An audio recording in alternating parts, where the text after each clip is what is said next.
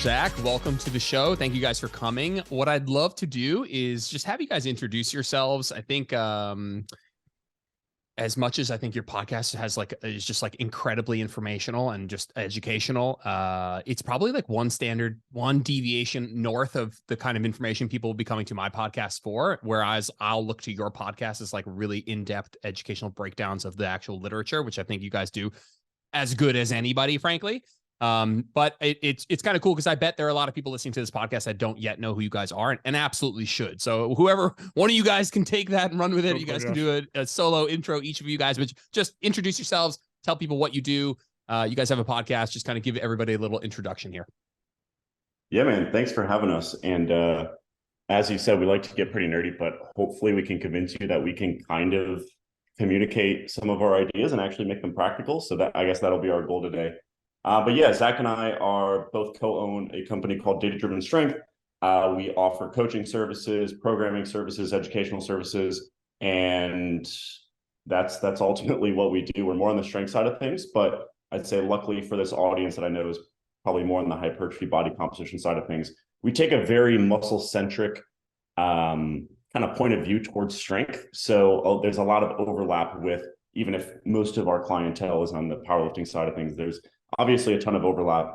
So that's kind of what we do within industry. And then we also are researchers at Florida Atlantic University. We both do research in the area of strength and hypertrophy. So we're lucky to have a ton of overlap with the stuff we do within data-driven strength, as well as the research that we conduct. And we're often in the lab collecting data with our colleagues, designing studies, and also we have some meta-analyses in the works that are relevant to some of the stuff we'll talk about today. So luckily, everything kind of overlaps a lot, but we have a lot of kind of fires going right now. So it's sometimes a challenge to kind of make sure everything's being taken care of. But yeah, we're lucky to do it. And this whole data-driven strength thing just kind of naturally evolved throughout grad school. And we're both in our PhD programs right now. Zach, would it be fair to say you're on the tail end of yours? I guess on paper. Yeah, on paper is on the tail end. I'm more on the front end, but nonetheless, we're both grad students, so we're both working on our PhDs right now. Did you guys? I think that I'm again, in my experience might not be everybody's, but I found you guys obviously as a slightly more on the hypertrophy side of things when the topic of your podcasts blended or trended in that direction. And so I look back at a lot of I was like, let me go listen to a bunch of these guys' podcasts. And it did turn out there was a lot of like strength driven stuff. Was there a moment, is that your guys' background in terms of your individual pursuits into powerlifting and as well as coaching? And at one point where you're like, okay, like we're also interested in taking some of this stuff and assessing it in a hypertrophy context?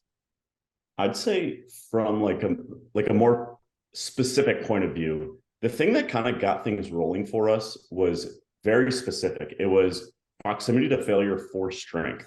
I think we had a perspective on that was a little bit different than the average perspective within the evidence-based community.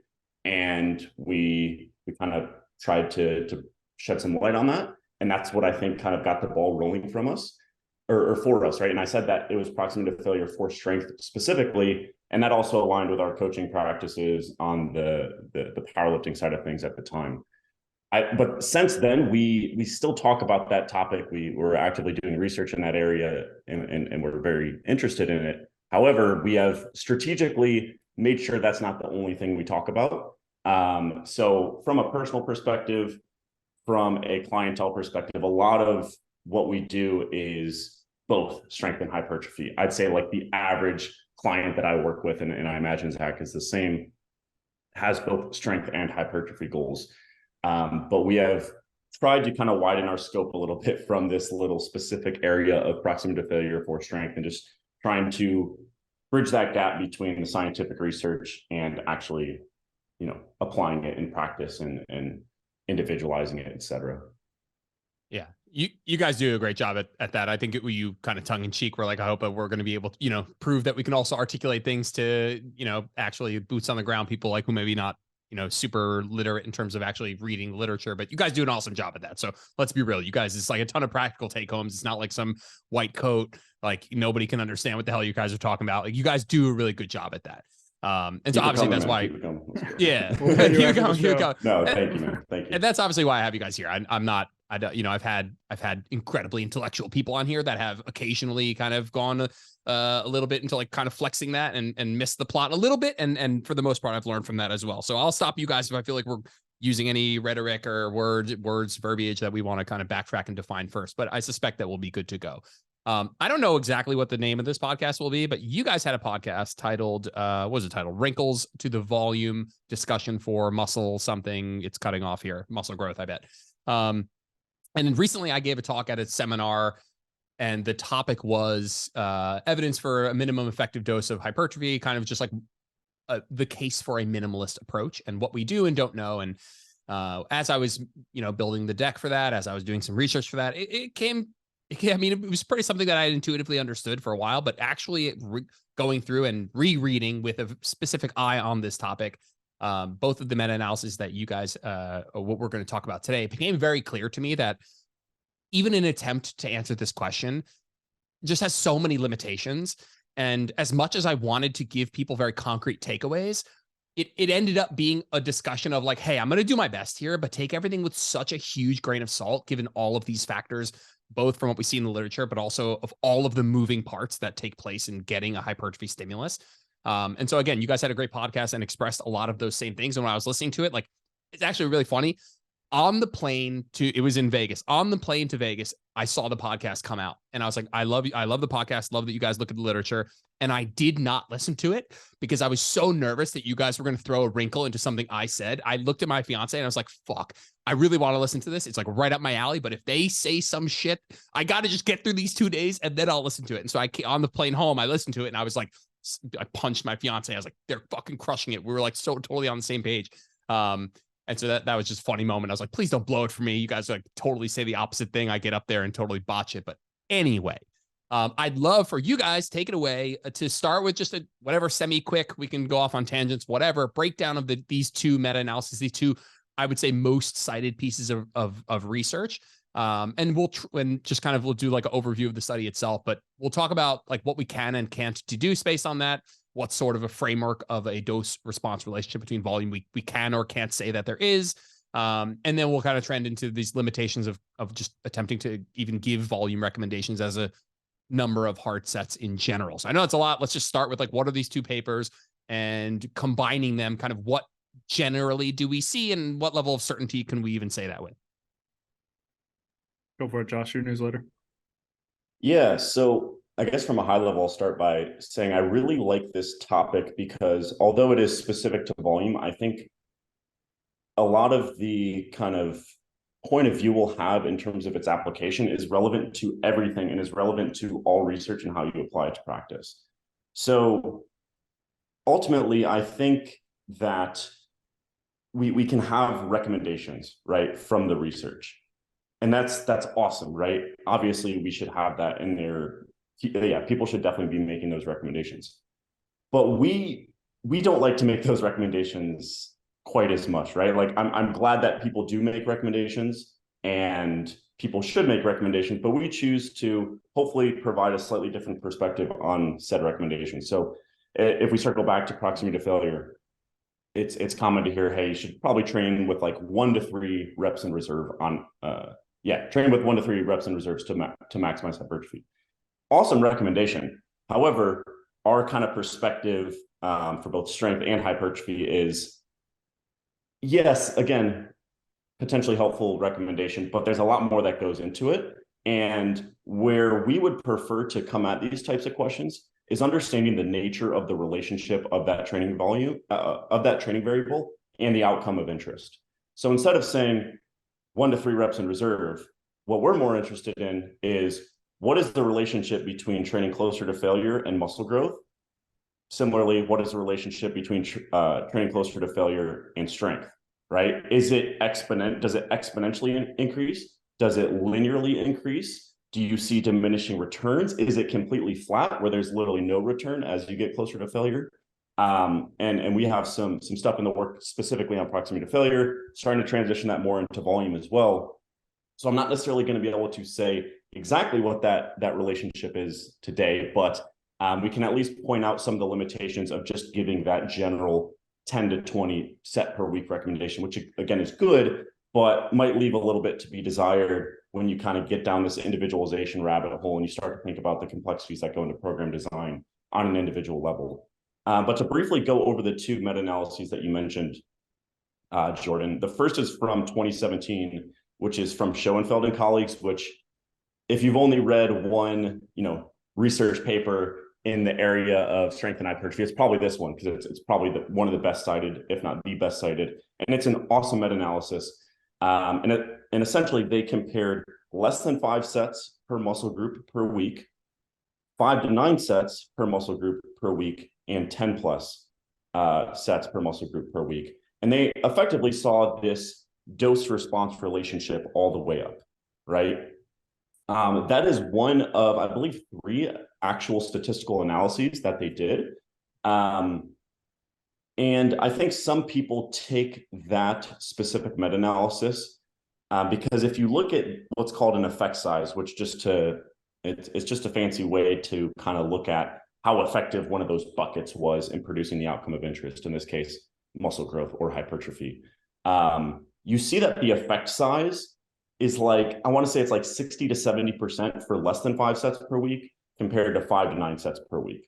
So some people will take that and say, oh, you see diminishing returns with additional sets, which might be true, but there's a pretty big limitation with just bucketing those different categories, right? Because, for example, if you had, all those studies in the less than 5 set per week category or bucket, all of them were doing 4 or 5 or 3 or 4 sets, right? And then all of the next bucket of 5 to 9 sets was doing 5 or 6 sets, right?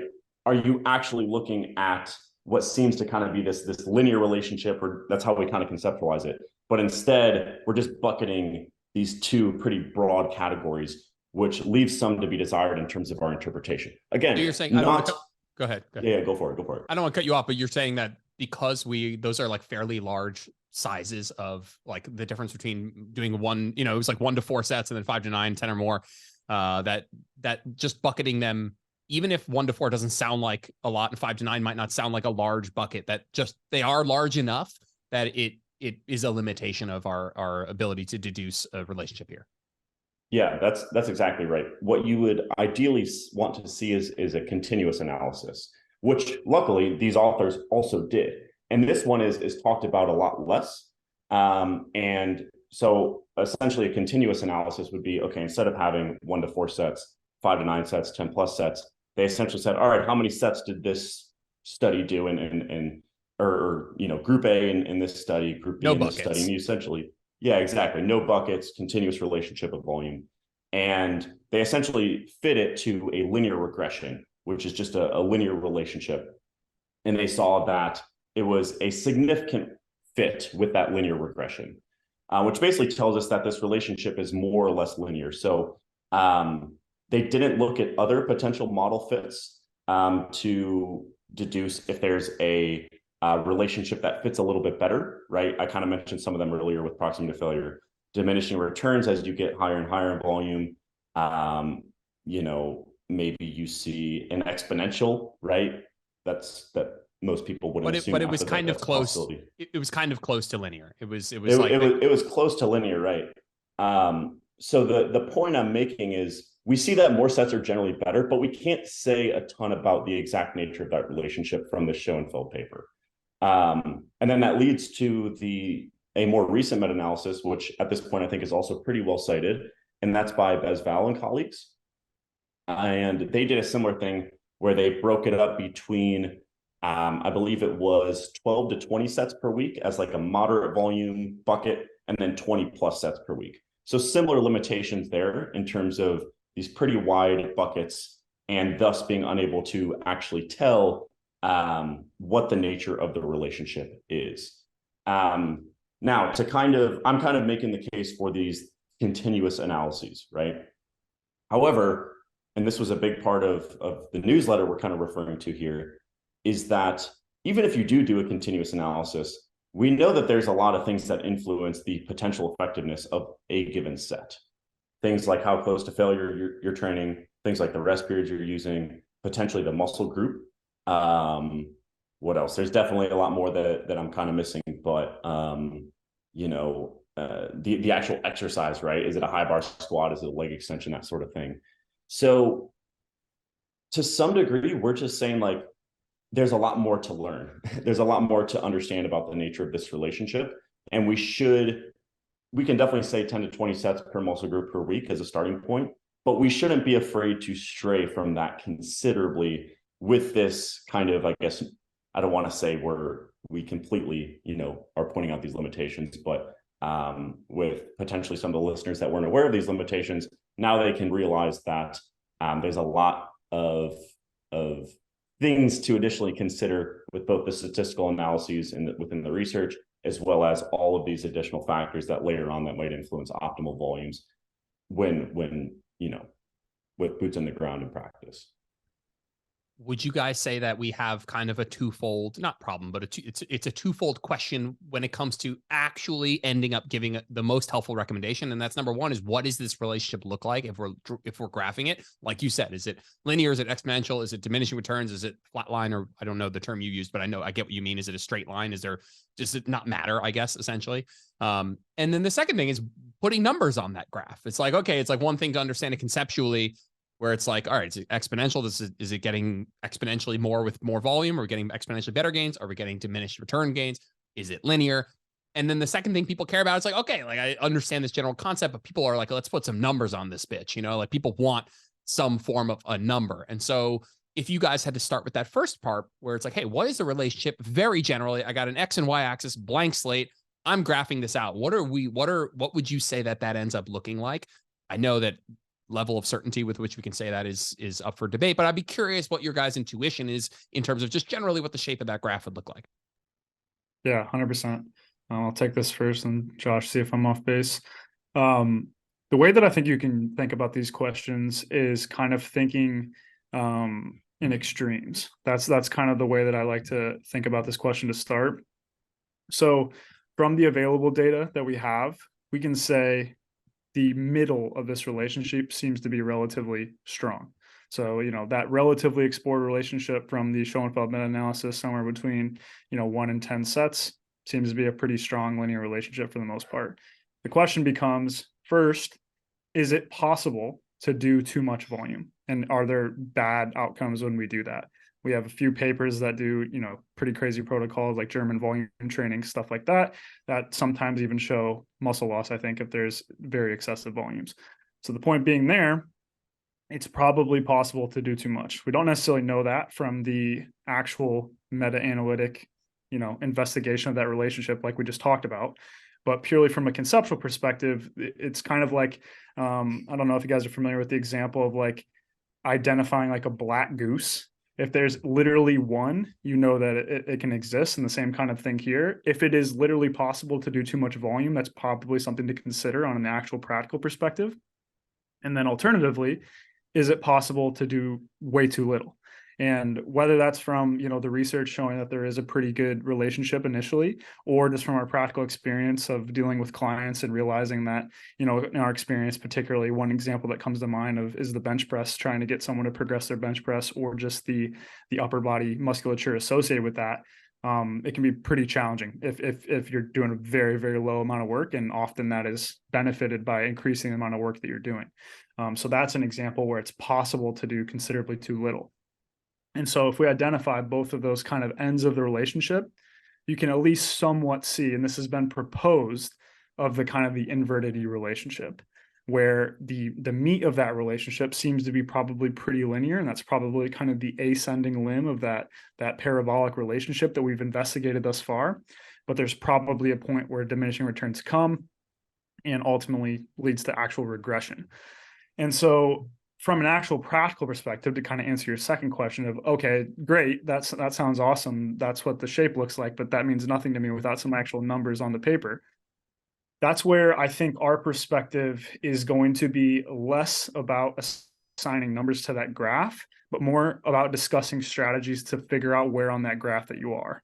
I think that is probably, from a practical perspective, the most thing to take, probably the best thing to take away. is that the actual literature can tell us when we count volume a very specific way, when we perform certain exercises that have been investigated at a certain proximity to failure for a certain study duration length, like all these little things that actually have been directly investigated. When we do those volumes, that seems to optimize outcomes, and that's probably a decent starting point. But after that, it really almost entirely becomes about discussing strategies and methods to actually figure out where on that parabolic relationship an individual is, so that you can kind of go on over time and navigate. Because as Josh said, we really just lack a lot of evidence to be able to say very concretely what the relationship looks like on the group level.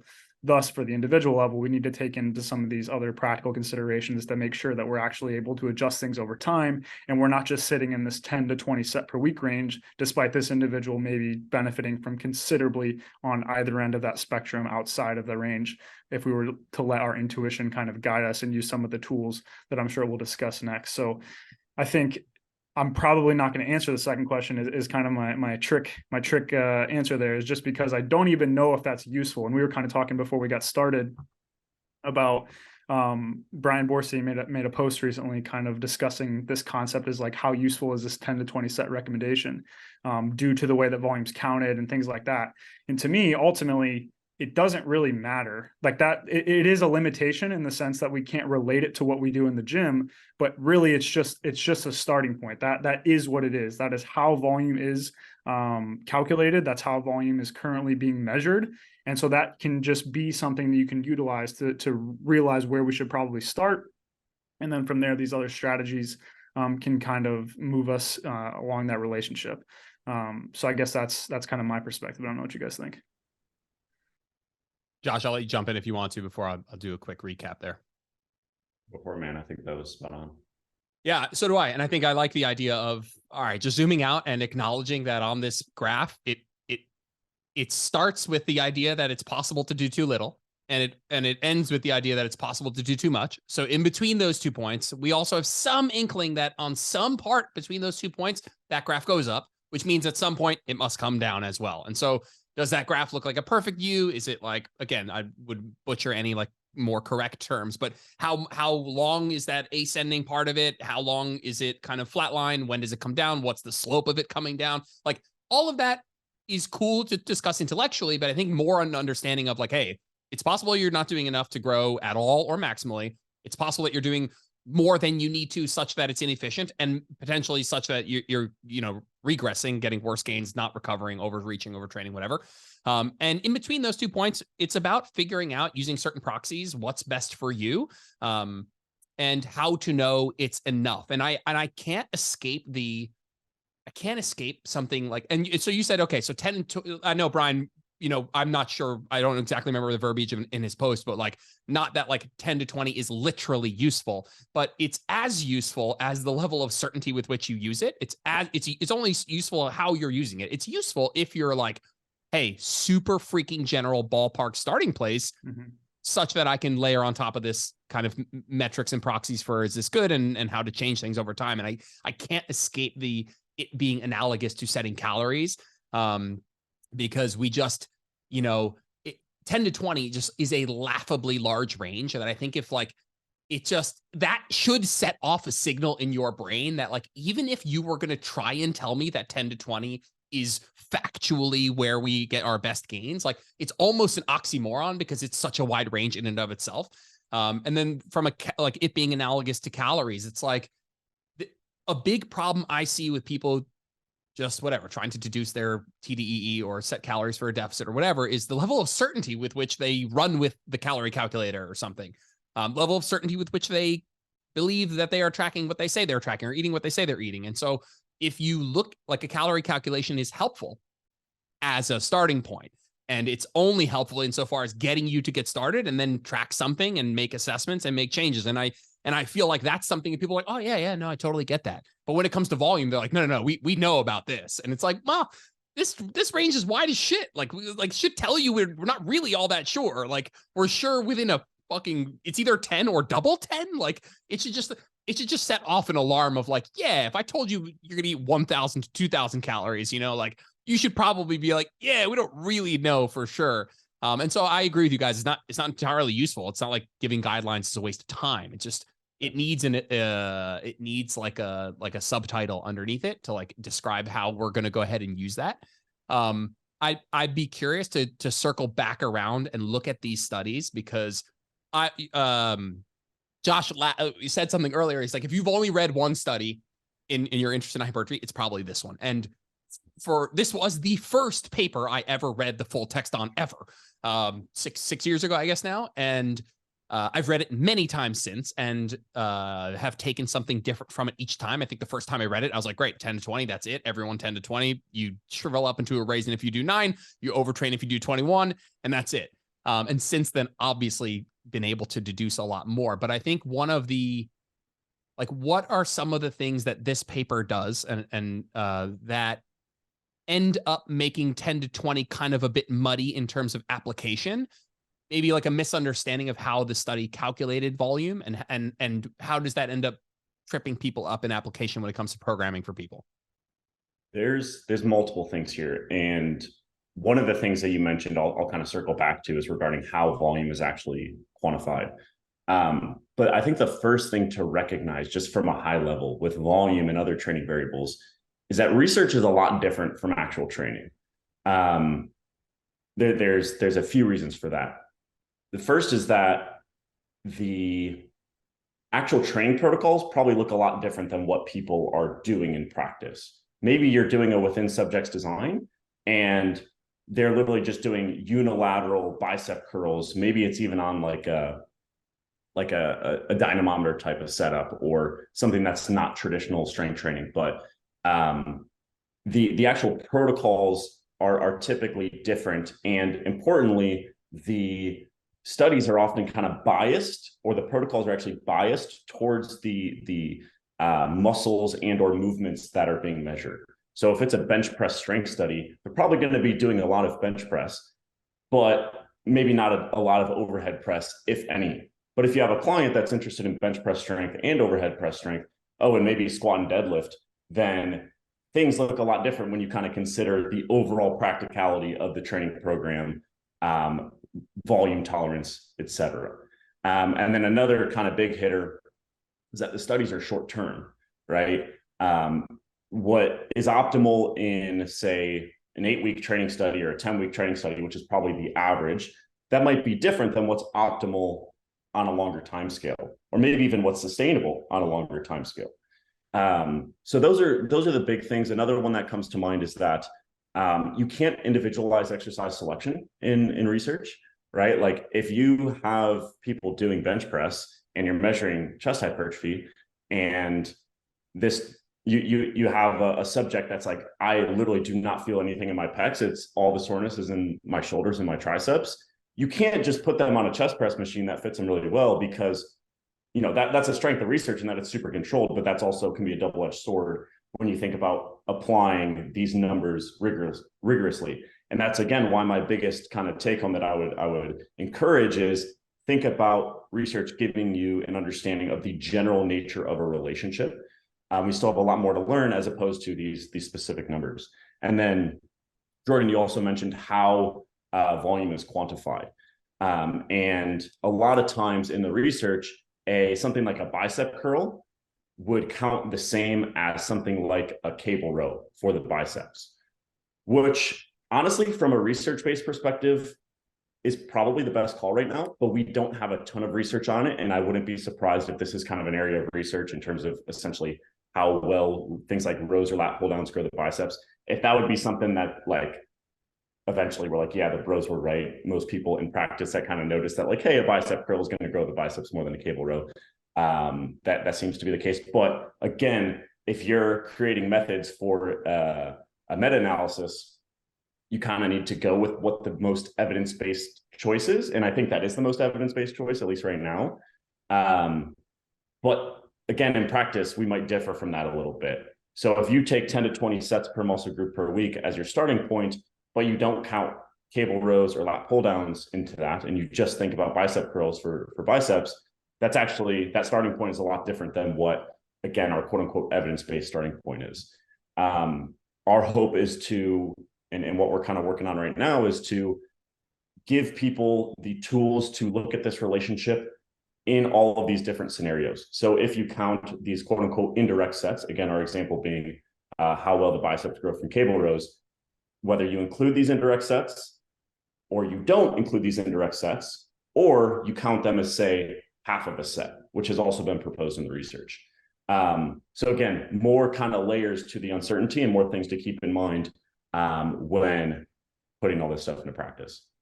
Yeah. So what you're basically saying is that in the research, when there's a calculation for like a compound lift, that it's counting for basically all synergist muscles, or at least like primary, secondary, which is a bit not maybe the best description, but something like a pull-up would count equally for back, air quotes, back, which is a ton of muscles. We got people fucking losing their shit over what division of the iliac lat is, you know. And so the fact that we're lumping everything into back should already kind of make you look at this with a huge grain of salt. But what we're saying is that compound lifts counted for more than one thing equally, and they tend to do that in most of the studies. And that's almost not even something we're critiquing of the studies, because the way like you said, not only is it probably of all the options the most evidence-based, it's also probably the easiest, and in some ways I think the most practical for doing larger scale research. And you guys are a lot closer to that than I am, so if that's intuition is wrong, but I feel like if you're not going to count it as one-to-one, don't count it at all. I feel like something in between there gets really muddy. And the fact that a lot of the research is on, not all, but a lot in the Schoenfeld study was almost exclusively on untrained population, that one-to-one probably checks out a little bit more for somebody who's untrained. I bet that diverges with training age, and as you gain more muscle, that the cable row will have a profound enough hypertrophy stimulus to continue to grow your biceps forever. But probably in the beginning, we're just seeing that threshold for growth be so low that maybe that actually pull-ups versus bicep curls probably similar in the sense that they're both above that threshold at least. But I think that's, I'm just going to sit on that point for 1 second. We've made it on the podcast before. It's like, if you guys are taking, and I say this, I run a group program. We train for hypertrophy. Somebody will inevitably at the start of every program come in and say, hey, this is low volume. I'll say, okay, like how much volume do you think you need? And they're like, 10 to 20. And I'm like, okay, based on that study, you're doing 20 sets of biceps, you know? And so I'm not saying that we're going to use that metric, but all I'm saying is that not to lose that as a general guideline whatsoever, but to just understand that that's how that was counted. I mean, leg presses in the Schoenfeld study counted fucking hamstrings, you know? And so it's fine if it's a starting place, but we want to understand how these different variables, particularly proximity to failure, muscle length, resistance profile, all change the amount of stimulus you get. And it's not even something you need to be so particular about. I think, you know, the point you guys are kind of making is understanding this more from a general understanding philosophically, how these variables interact, just understanding to take all of that with a grain of salt and then be able to assess whether or not something is way more important than like, I'm doing X amount of sets and that violates some unspoken rule. I really, I've never heard it before. I really like the calorie analogy. I think that is a very good thing to map onto this, like you said, that people intuitively really understand. So I wrote some notes down. Josh might have already said some of these, but I'm going to say them anyway because I think it hammers this home. Like the calorie analogy, like you said, from a broad scale perspective, like there is a number of calories to elicit the desired outcome. But within that, there's all of these sub things that we have to keep in mind that ultimately influence the sustainability of the calorie target, the ability for an individual to have a long-term success with that based on their own preferences. So here are just like a few things I jotted down that are like kind of synonymous between this and the volume discussion. Like I said, from the behavioral aspect, a very, very, very large calorie deficit is obviously less sustainable than a more moderate calorie deficit for a lot of people. Same thing with the volumes. You may be able to sustain, you know, greater than 20 sets per week, like in the Bosval meta-analysis for a 6 to 10 week intervention period, but saying that's a long-term strategy that I don't think people often consider is these studies are, like I said, from somewhere generally speaking, 6 to 12 weeks. We're not talking that every single week of your entire training career to perform the same amount of volume. We just simply don't have data on that to say that that's the case. So sustainability is something you have to take into account there. Another thing I wrote down is like food quality and how that kind of influences satiety. very similar to that is kind of how exercise selection plays into there. Depending on the exercise selection is going to influence how quote unquote full or how much fatigue a set delivers. So I think that's an important thing to keep in mind. You're doing 10 sets of high bar squats to 2 RIR versus 10 sets of leg extensions to 2 RIR, whether that's due to the absolute load, whether that's due to the exposure to a longer muscle length. There's a ton of reasons that probably go into why we experience different fatigue levels from different exercises, but based on anecdote, that definitely is something that plays in. Dietary preference was another thing I wrote down. So some people, really don't like to eat a ton of carbohydrates. They like to eat a ton of fat, or they like to have a ton of protein. To me, that's very similar to the proximity to failure discussion here. If you have somebody who just, I'm taking every set to failure, and that's how it is, it's not even up for discussion, their volume is going to reflect that. And the same thing for somebody who likes to, have maybe more of the RIR progression model, where you're kind of working farther from failure early in a block or a training cycle, and that kind of progressively comes down. That's just a different preference on how to kind of get at a similar thing. And so that is probably also going to change the volume that you're ultimately handling to reach your outcomes. And then another thing was just like calorie allocation. So like some people like to have additional calories on the weekend. And I view that similar to kind of the progression preference. So, some people really like to add sets throughout a mesocycle. Some people like to, keep that more static. Whatever that is, those preferences are ultimately going to influence the weekly sets that you're performing. Whereas in one example, 15 is kind of what I handle every single week. Whereas in the other, if I'm working my way up to 25, maybe additionally, I'm going to bring that down a little bit to kind of compensate. So ultimately, I think the calorie analogy is very, very good here. And you can do that for a ton more stuff that I didn't even mention. But ultimately, really, we're trying to find this quote unquote calorie budget for volume, but there's all these things that go into it. And it's the 10 to 20 thing is basically like saying the American diet should be 2,000 calories or whatever, right? Like that's kind of that general budget that just gets thrown out there. And to some degree, that 10 to 20 set recommendation is very similar. A 2,000 calorie diet may, for a lot of people, not lead to obesity, but for some people that may not be the case. And all the other things you mentioned. Sorry, I'm just thinking of all these connections. It's a very, very good analogy. I've never heard of this. The thing you mentioned about not being able to, not necessarily to say you don't have good effort in trying to track your calories appropriately, but that's very similar to RIR accuracy. You may be saying that you're training to failure when in reality you're not. So you're training 30 sets per week and you're saying you're training to failure, but in reality you are 6 reps shy of failure in every single set.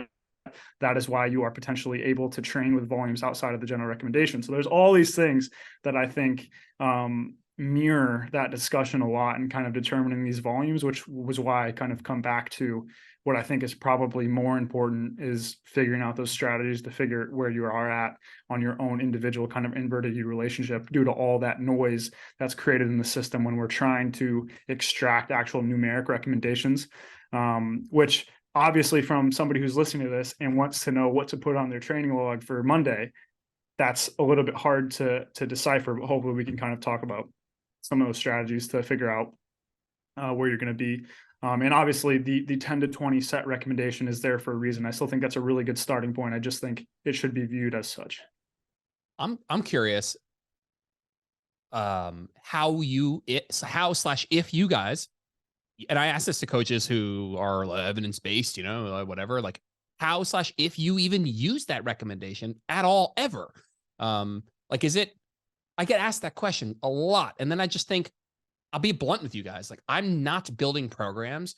And while I'm building it on the graph somewhere, like marking off back one set, back this set, lats, that set, biceps, that set. So I'll say it's not something I'm using while I'm programming. And I will say big caveat is, for me, optimal volume for maximum growth just isn't even relevant for 99% of the people I'm working with, because what ends up being more relevant is maximizing the limited amount of time that they have, getting them the most volume with a whole layer of personal preference. And I find that to be like, optimal volume is whatever, it's intellectually stimulating to talk about, but like, to do optimal volume, we're talking about a likely a greater time commitment than most people can handle.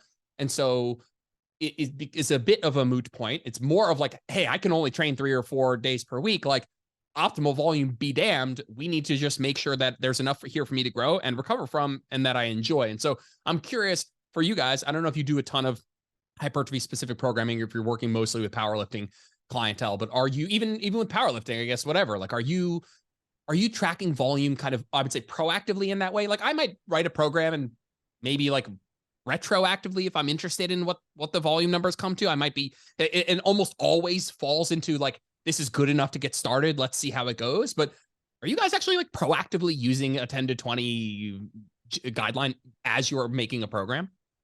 I'll plug this quick, then I'll let Josh go because I just spoke for a long time, but I thought of another dietary reference for this and I just got to keep it going.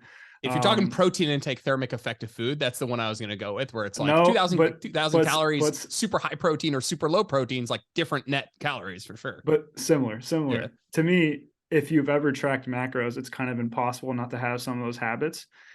So I think somebody from our perspective who's, probably made more spreadsheets than we should have in our lifetime calculating optimal volumes because the research says so, et cetera, before we knew better. I think it's kind of impossible to some degree to not have like what I would put on paper as kind of a standard session without calculating volumes is probably going to be somewhere close to that. If that makes sense. I absolutely do not kind of calculate sets as I'm going kind of thing. I might take a look at it roughly like after I've done kind of a microcycle or something like that for what I think is appropriate for the individual and use that as just kind of a sanity check. But I don't know. I'm curious what Josh says on this because to me it does. Go ahead. I was gonna say you're using that within individual though. So at the end of the day, you're like, I'm not taking the number. Like I might, let's say between macro cycles or mesocycles or whatever, I might be like, all right, we were doing X amount of sets of this. I'm not even comparing that to 10 to 20. I'm comparing it to how you did and what we want to do in the next one. It's the same going, literally you could do the calorie analogy all day. It's the same thing when people are like, oh, I'm eating X calories and I should be getting Y outcome. Yep. Instead of saying I am getting X, I am doing X and I'm getting Z outcome. And what do I do now with that information? Where like, instead of this, like I should, based on this literature, I should, based on this calorie calculator, it's like more of like within the individual, what's happening, making changes that I will count in that regard to say, hey, and I might not even count. I might be like, we're going to add an extra set here, like, cause you can handle / recover / would benefit from that. But that's basically what I'm saying. Like when I get a new client, I will occasionally like sanity check with the 10 to 20 set recommendation if I don't have much to go off of. For like a powerlifter, sometimes I'll kind of think about that conceptually for like biceps, for example. If they say, I want to progress my biceps, but it's not a huge priority for me, maybe I'm sitting at the bottom end of the range, somewhere a little bit less than 10 sets per week, something like that, just to conceptually verify. But yeah, for the most part, I don't think I think about it a ton, but I would be remiss not to bring up the fact that I've done that a lot. And I think similar to tracking macros, it's very hard to kind of get that out of your head. Like Jordan, I would imagine, I'm not sure if you currently like track your calories very consistently, but I'm sure you have in the past. Is that accurate?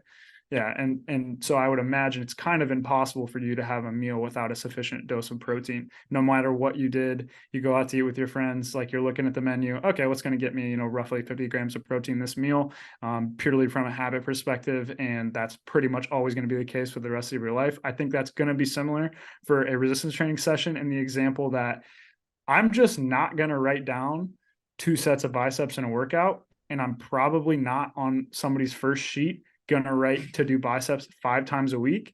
It's probably going to be 2 to 3 times a week. And each session's probably going to be somewhere in the 3 to 5 sets per session range. There, you know what I mean? So you're kind of already there purely based on logistics. So I think it's similar in that regard. Like you're not going to write up a meal plan for somebody who has, for breakfast, I had 13 grams of protein intentionally. And for breakfast, for dinner, I, intentionally ate 177 grams of protein. Like something like that would just never happen if you're kind of like thinking about it that way. So I think those habits and those kind of logistical constraints ultimately navigate us towards those things, even though we're not thinking about it. But Josh, let me know what you think. Yeah, so to directly answer the question, which I think is a really good one, and I've just kind of been Josh is like, you guys danced around that shit. He's like, I'm gonna come and actually finally answer your question. No, I think you guys, you guys danced around it a little bit, but you were at least talking about the concept. Yeah. I was trying to listen to you guys, but I was mostly just reflecting on what I actually do, and the only time I would use any kind of like range would be if I don't have anything to go off of for the individual. And honestly, and I was again reflecting on it, if I don't have anything to go off of for the individual, that means they're probably brand new to training, which is pretty infrequent for just kind of our general clientele. But if that is the case, my ranges aren't 10 to 20 sets for a noob or for someone starting out. Like I might have them low bar squat. If they're a powerlifter, I might have them low bar squat one hard session per week and maybe just keep it at that to start, right? Maybe that's like 4 to 6 sets. Maybe we have like a second day where they do a little bit lighter load, something like that. But I would never, like I'd say some of my highest volume squatters are training their quads / a squatting pattern 18 to 20 sets per week. Like that's already the high end of that range. And I'm probably not going to put someone brand new to the gym very early on. But for most people that have kind of something to go off of, I typically just ask them what has seemed to work the best for them, what has led to the best responses for them.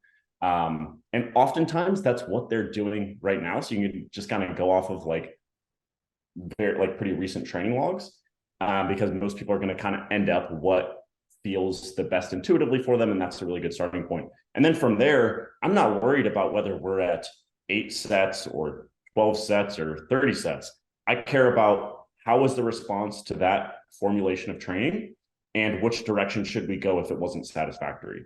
That's literally my individualization process. If I'm working with someone in a one-on-one setting, is I'm taking this microcycle and I'm essentially copying it, and now I'm making changes to the microcycle. And the changes to that microcycle might be the training week itself, the dosage, the exercise selection, and then you kind of expand it out from there, right? Okay, maybe I'm kind of using like the middle of the training block as what I'm starting at, but now I also need to think about, okay, what are for a powerlifter, the top set progression schemes that kind of get us to feel the best we can at the end of a block? Or how are we using this block to potentiate the next block, right? So it's all about, what did we just do? How did it go? Should we keep riding this wave? How's the individual doing psychologically? Do we need to change something up just to keep it fresh?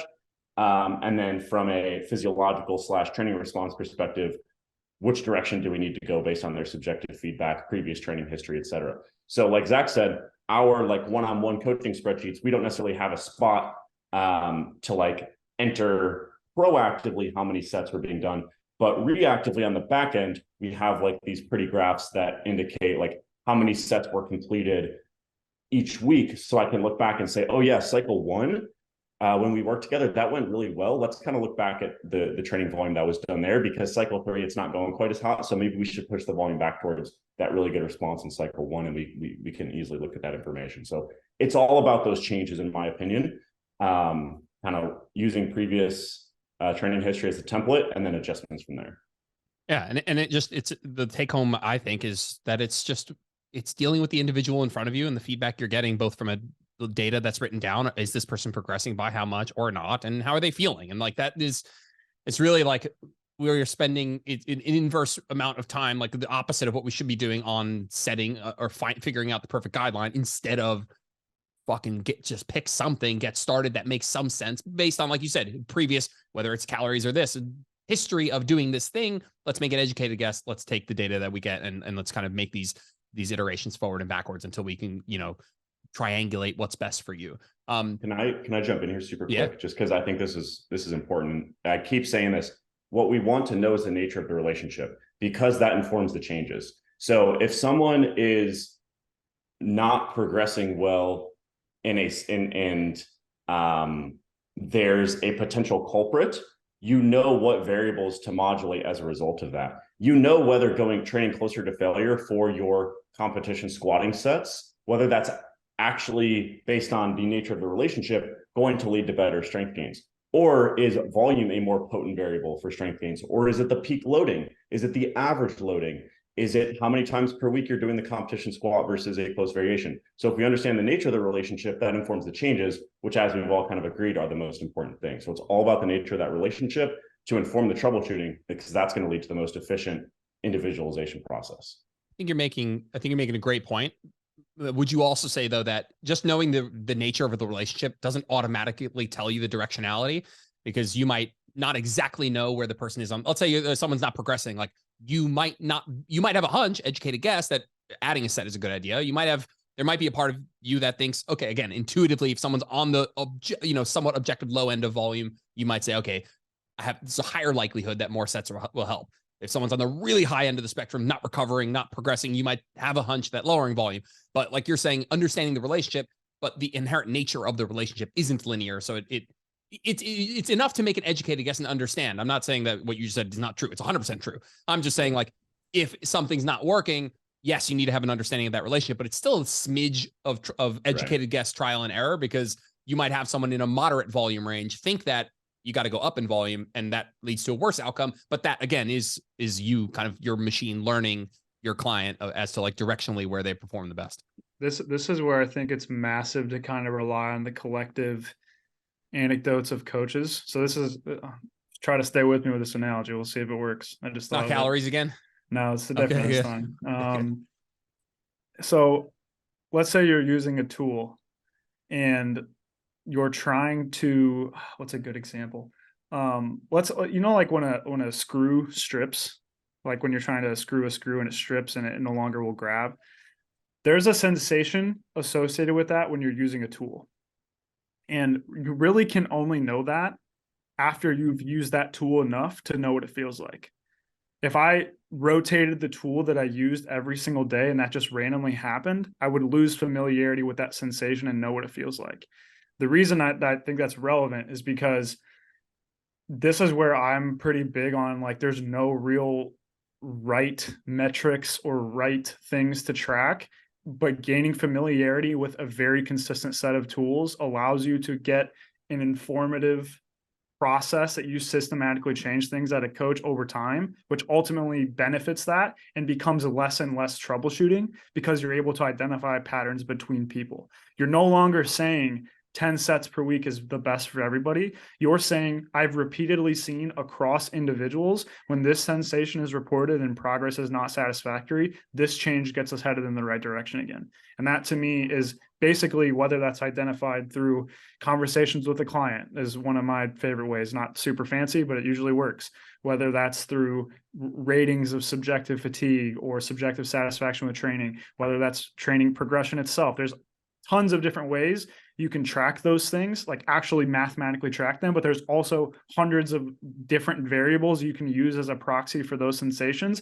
I think that's kind of irrelevant. Like, I don't really think there's necessarily a best one there, but if a coach consistently utilizes something and gets very familiar with the trends you see, when progress stalls or you're no longer seeing satisfactory progression, you can use your data bank that you've seen through all your different clients when they reach a point of stagnation and they report these other things. Which direction should I go? And then if we combine all the different, coaches and their observations, I think most people would agree that we can kind of identify which direction we should go with when progress is no longer satisfactory. Now, can we say that with 100% certainty in this very specific case before us right now? Obviously not. But I think it's a little bit better than a pure blind shot in the dark. I think we should be a little bit more gracious with the observations I think a lot of coaches have had, if that makes sense. Agreed. I'd be curious to know what some of those proxies might be, or is this working, and what might be some of the things that you guys see. I mean, dovetailing right off what you said of like, what are some of the things that you can even just use a potential client archetype scenario of like, hey, this is sometimes what I see, and these are some of the things I look at, and these are some of the things I might change based on that. If you guys have an experience with a client recently where you're like, hey, we saw this and that gave me an inkling of maybe it was too much, or this gave me an inkling of maybe it was too little. Putting you on the spot with a hypothetical example here. You want to let it rip, Zach? You want me to give it a shot? You can go for it if you got some.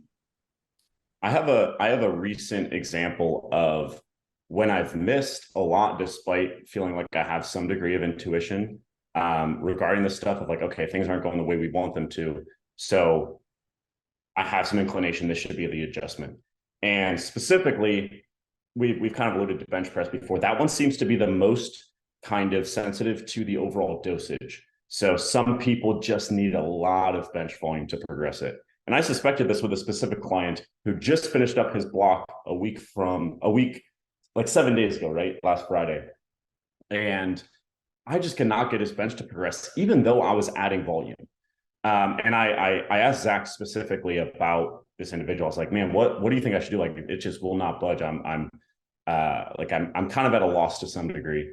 And Zach's kind of personal experience, and he's a good reminder for me to be a little bit more extreme at times when it's justified. So for this individual, we had worked up to like 24, 25 sets of bench per week, which is a very high, but I wouldn't classify it as extreme. And I wasn't seeing that bench press budge. And he encouraged me to do this kind of like profiling approach where we kind of simplify his bench press training a ton. And we kind of pull back to start, and then we add a little bit of volume each week to some degree, either until he PRs or until he is like, yeah, something isn't feeling good, or just soreness is through the roof. And every single week, feel good, no fatigue. Performance is not interrupted at all. And we got up to the mid 30s for bench press sets, which is the most I've ever prescribed for someone. So it was like 36 sets per week by the end. And he hit a 5 kilo PR within 6 weeks. And that was like the best, within block progress we had seen on the bench press. So that's an example of like, my intuition was right that he probably needed more volume, because I've seen that many times before. The way he was kind of talking about like fatigue, and he was reporting his aches and pains, kind of indicate, okay, he probably, and just his archetype of the way he bench presses and his body size as well, indicated, okay, it's probably going to be a high volume bencher. Kept going that way. And it just turns out I should have even leaned into that even more. So that's a recent example that is very fresh in mind, because that literally happened a week ago. I am curious about this.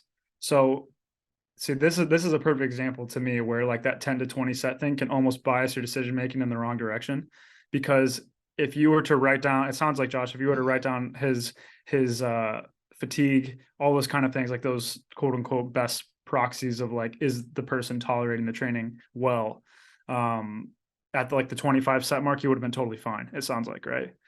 Yeah. And so it's one of those things where obviously the context here is very important. We're not talking about somebody training for hypertrophy. Not every single one of these sets is like 10 reps to 1 RAR powerlifter. Most were 3 to 5 RARs. Yeah, a lot of low rep sets, stuff like that. So that's important to keep in mind with the actual numbers. But the point is,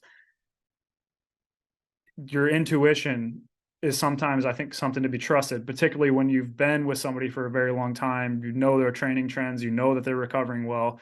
But if you purely let yourself be biased by that 10 to 20 set range, it can literally prevent you from moving in the right direction that otherwise, just purely based on all the other factors that Josh is, from his extensive coaching experience, knows kind of can indicate which direction to go with the dose. He would have just kept going up and probably would have got to that point a little bit faster. But it's tough, because I've had the same thing many times where intuition tells you to do that, but you're like, oh, that's a lot of volume, I don't know. And equally in the opposite direction, man, that's not very much, I don't know if they're going to progress. It happens just as many times. I have a couple clients where, 1 set of squats per week leads to progress, and no volume meta-analysis is going to suggest that. Like, it just, it really is one of those things where it's going to be tough. But yeah, that's a cool example. I like that. Yeah, again, just to echo that, man, like I have other guys on bench press where it's like 1.5 times per week, 2 sets in one session, 1 set in the other. Bigger guys, typically objectively stronger, training age typically a lot higher. Again, we have 3 sets per week compared to 36 sets per week. Like that maybe that should be our starting point range. So optimal's right in the middle, right? Yeah, exactly. Yeah. So yeah, it's probably a good place to wrap up, but I thought that was a good kind of extreme example to show the importance of this individualization process. Yeah, and I've had similar experiences. How we had a couple minutes, and I appreciate that you guys are keeping an eye out. Do you guys find that you guys will do quite a bit of a relative intensity audit prior to, like, I would gently phrase, very gently, that set increases are a last resort. And it makes it sound like you would never do it, but I think factually I would keep it as a last resort.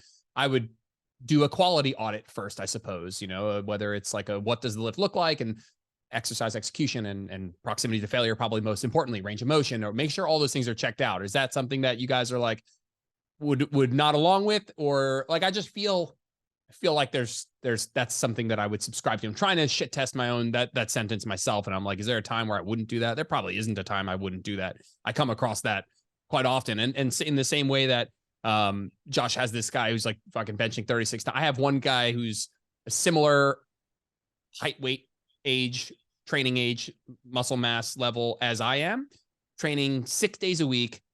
And when he first came to me, he was training 6 days a week. And I was like, he's training like a little bitch. I'm like, this guy is nowhere near failure, doing like fucking like a bunch of isolation, single joint stuff, short position stuff.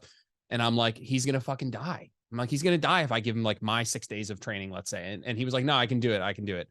And there was a little trial and error. And I just remember, like, I reduced the volume per session volume a little bit just to like say, hey, let's come down 20%.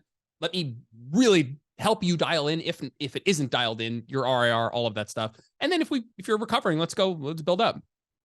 And it has reshaped my thoughts and really reminded me to like take this on an individual basis, because this guy's doing, I can't survive half of his workout. I wouldn't survive it. And that might be my inclination to train a little bit closer to failure than he might.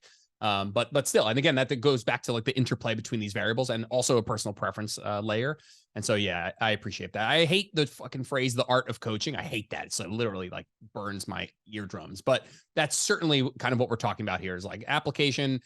I mean, guidelines are one thing, but application on an individual basis, like, is what it is. Should be on an individual basis.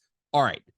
Anything else you guys want to say before we wrap up? I would love for you guys to drop where people can find you. You had mentioned a newsletter, Josh, before, and I read that newsletter on this topic. I thought it was excellent. You guys doing a good job with the newsletter. So let me know where people can find that, and I'll throw it in the show notes and all that good stuff.